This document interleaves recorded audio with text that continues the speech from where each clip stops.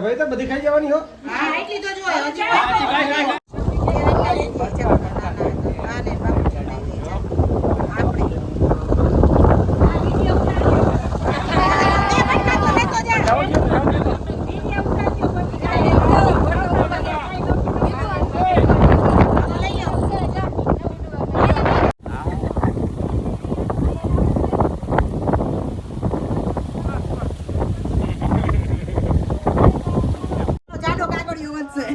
અરે મિત્ર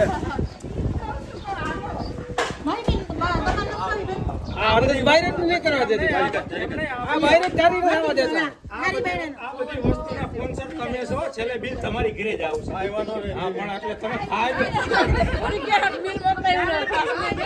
હજી છે